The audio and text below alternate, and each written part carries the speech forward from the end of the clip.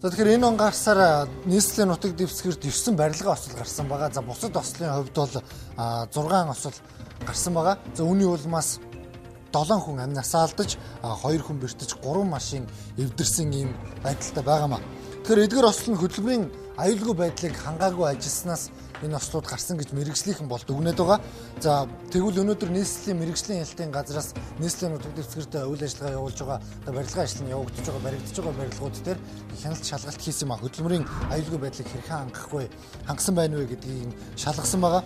За шалгалт явуулсан эхний барилгын хувьд хөдөлмөрийн аюулгүй байдлыг бүрэн хангаж чадаагүй юм байдалтай байгаа юм. За та бүхний харж байгаачлан тухайн барилга дотор ажилчдыг ослоос сэрэмжлүүлэх, сануулгах, анхааруулах ямар нэгэн самбар байхгүй. За стандартын бус шат хэрэгэлдэг зэрэг зөрчлүүд илэрч байгаа юм. За мөн салхивчны онгорхоо нүхэн дээр сул хавтан тавьчихсан.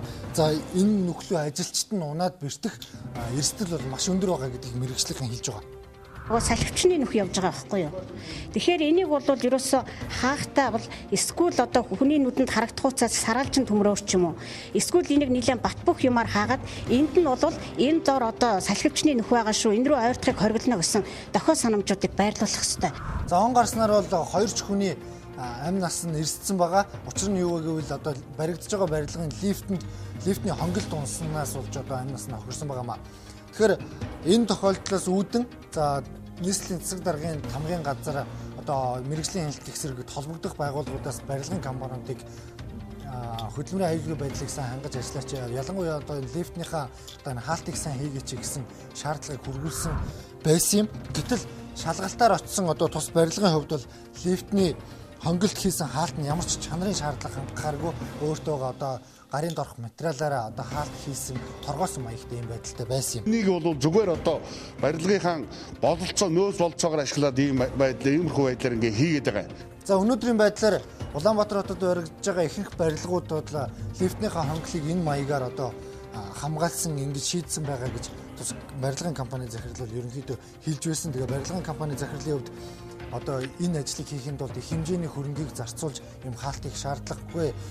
Яагаад гэвэл бэлхүүснээс дээш өндөртэй хаалтыг давж унах аюулгүй гэсэн тайлбарыг өгч байгаа. Энэ хамгаалтын хувьд одоо хүн болгон унахад бол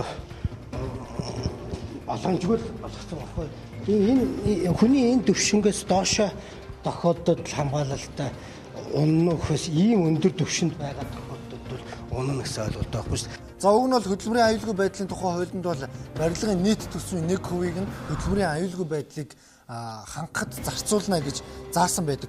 За гүйцэтгэгч компани захирлын хэлж байгаагаар төсөвт өртгийн 1% хөдөлмөрийн аюулгүй байдал хангахад зарцуулсан ч одоо хангалттай хэмжээнд энэ аюулгүй байдлыг хангаж чадахгүй хүрэлцдэггүй гэсэн тайлбарыг өгч байгаа.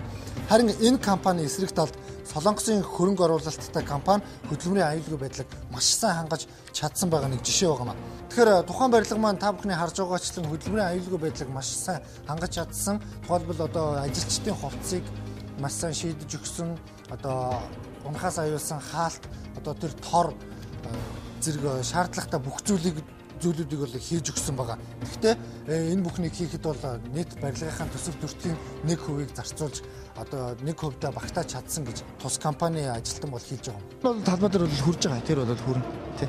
Гэхдээ одоо нэг хууль солигдоод бас төсөв төртг маань нэмэгдүүд илүү л сайн хамгаалттай болох бах тийм ээ. Манай яг энэ төсвийн талбай хувьд гэх юм бол илүү жоохон тийм жишг талтай тий.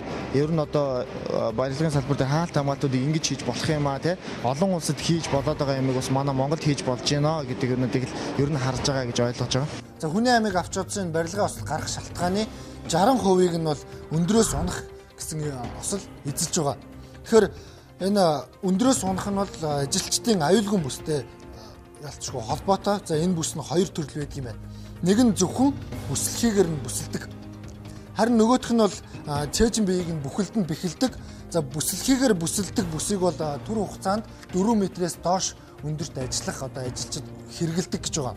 Тэгэхээр энэ талаар бол хөдөлмөрийн тухай хуулинд тодорхой зааж өгөөгүй байд юм байна. Яг ямар одоо бүсийг хэрэглэх вэ гэдгийг нэрөөсөө зааж өгөөгүй улмаас одоо Монголд үйл ажиллагаа явуулж байгаа барилгын компаниудын ажилчид бол ихэнхдээ энэ бүсийг хэрэглэдэг гэж албаныхан хэлж байгаа.